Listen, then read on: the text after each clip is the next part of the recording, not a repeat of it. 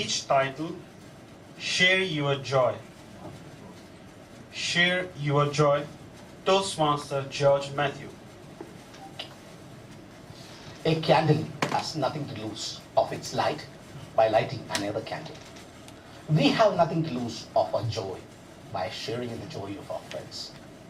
Contest Chair, Honorable Judges, fellow Toastmasters and my guests, good afternoon. Good afternoon. Is there any one of you who has not dreamt of winning a lottery, a jackpot? Is it not a nice idea to win a lottery?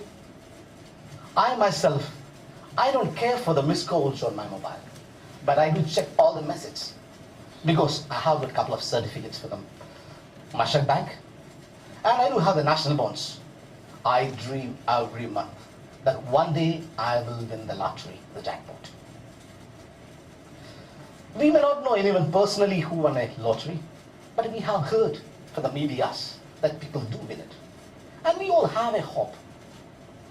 Just imagine one of your colleague, one of your neighbor wins a lottery. Will you be happy? I don't think so.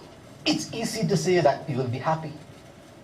Just think, a laborer, a municipality cleaner wins the lottery.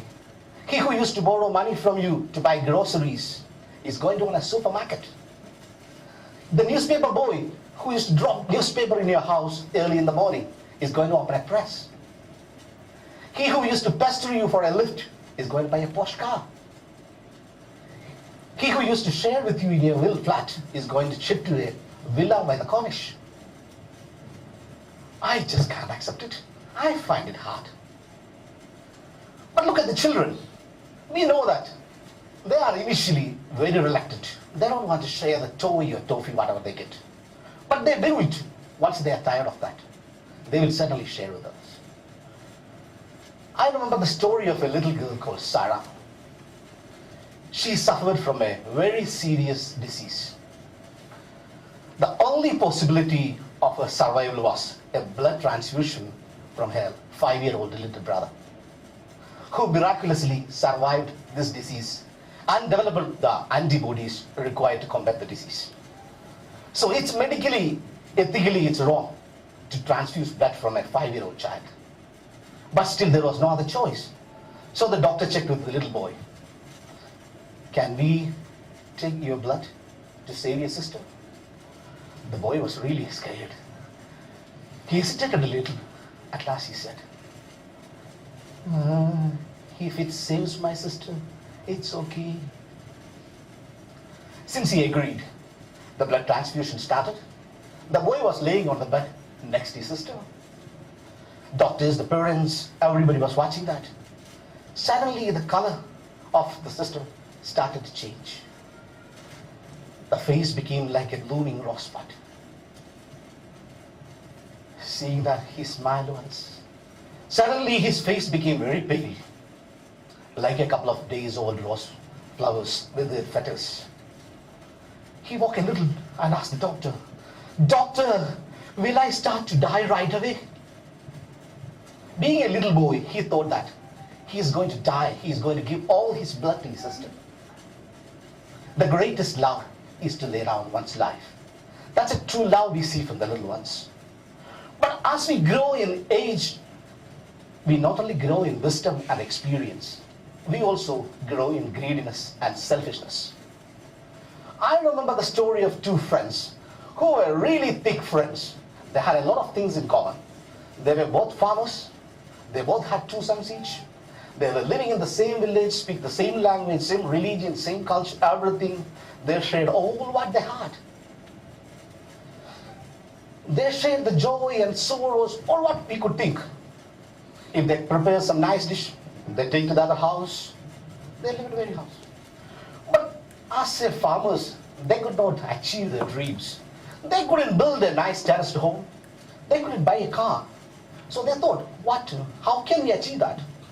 They knew by farming we will not achieve this great achievements we want. They also thought maybe we will get lottery jackpots.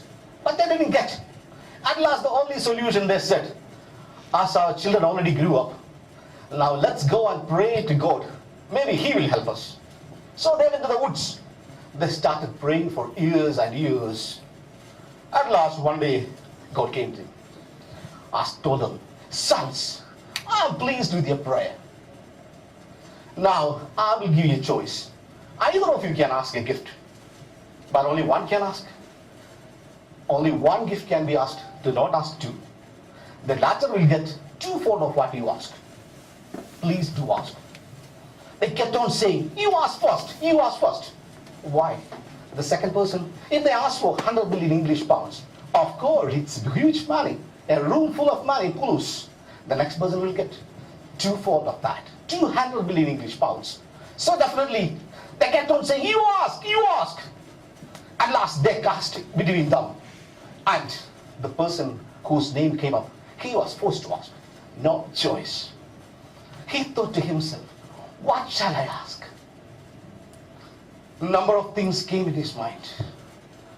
But no good choices came. Toastmasters, what will you ask? He was really puzzled. At the end, he found a nice question to be asked. He asked for a nice gift. Please make one of my eyes blind, so that both of his eyes will be blind. My dear Toastmasters, we Toastmasters share our joy. We feel proud in helping others. We Toastmasters try to help each other and make good leaders and good speakers. We share what we have. We find joy in one of the Toastmasters gets an award from the TMI. He achieves something. That's the true spirit. Toastmasters, even if we cannot be a pencil to write someone's happiness, let's be a piece of rubber that wipes up others' sorrow. Never be a razor that sharpens the sorrows of others. Over to you, sir.